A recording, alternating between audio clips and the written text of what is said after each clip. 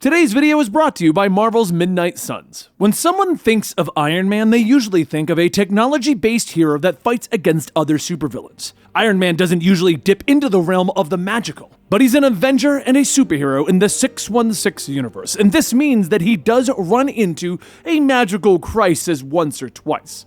Now, before we get into that, let's talk a little bit about Iron Man. Whether you're one of the 3 people who haven't heard of him or an Iron Man aficionado, I'm sure you'll learn something new here. First introduced in Tales of Suspense number 39 in 1963, Tony Stark was created by Stan Lee and Jack Kirby and was originally created to be a playboy industrialist who also happened to be an arms dealer. This was during the Cold War, so Stan set out to make a character that everyone would hate, that being someone who profited off the war. But they would make this character go through a change of heart, and the readers would grow to love him as he became a hero. Stan and Jack were correct, and Tony Stark was born. Now, depending on the era in which you read Iron Man, Tony was always wounded and captured during some sort of armed conflict. The latest update put him in Afghanistan. He was wounded in an attack and an embedded shrapnel near his heart. In order to survive and escape, Tony created the first Iron Man suit. He would escape and return to America, where he was forced to continue to wear the Iron Man chest piece to protect his heart. And that's when he would continue to act as Iron Man. Though his cover was the hero was actually his bodyguard and the security unit for Stark Industries.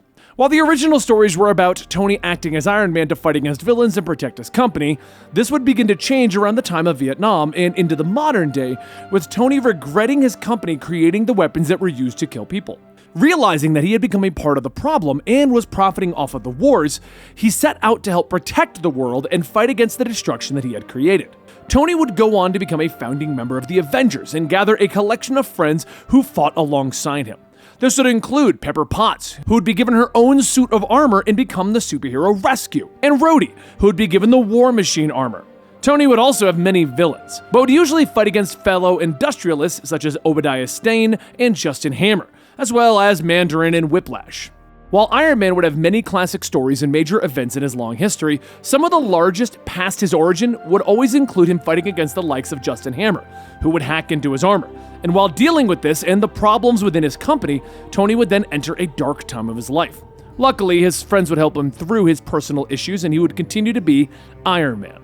Now, these problems would continue to persist, appearing once more in the Deliverance storyline by Denny O'Neil. This saw Obadiah Stane taking Tony's company away from him, and after Tony loses everything, he finds himself on the street. He would overcome this, though, and pick himself back up, proceeding to build a new Iron Man suit and take back his company and defeat Stane, who had built his own Ironmonger's suit. Armor Wars was another series that saw Tony realize that his weapons tech had begun to spread throughout the world, causing death and destruction. Building a new set of armor, he would set out against the US government, who had actually sent their own armored warrior to kill Iron Man. After Iron Man's death, Tony then decided to hire another bodyguard, since people still believed someone else was wearing the suit at the time.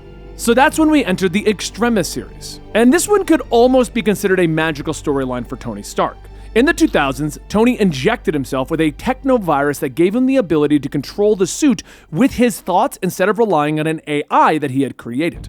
These powers lasted for some time until he was eventually cured. And then it was during the first Marvel Civil War event that Tony took the side that superheroes needed to register and become active agents of the government. This was after an incident with some of the younger heroes causing the death of about 600 people. Tony would then become the face of the Superhero Registration Act and gather like-minded heroes around him, fighting against the likes of Captain America and several others. This would eventually lead into Tony's next role, which was to become the director of S.H.I.E.L.D. after the disappearance of Nick Fury. Tony would directly control all government-funded superhero acts during his time as director.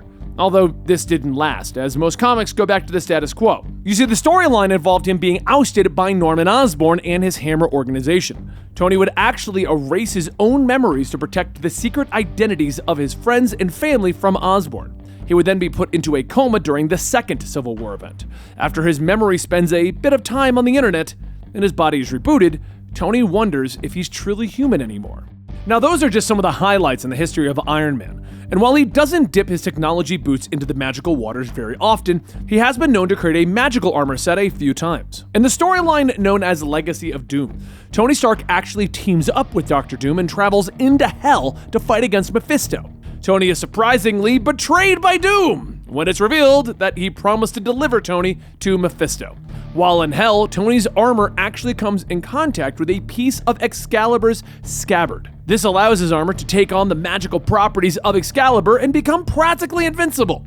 During the Fear Itself event, the heroes of the Marvel Universe would fight against the Norse goddess of fear. After 7 hammers are created and fall to the earth, Tony works alongside Odin to forge weapons to combat the godly forces. He creates an armor for himself that is enhanced with Norse magic and is covered in Uru metal.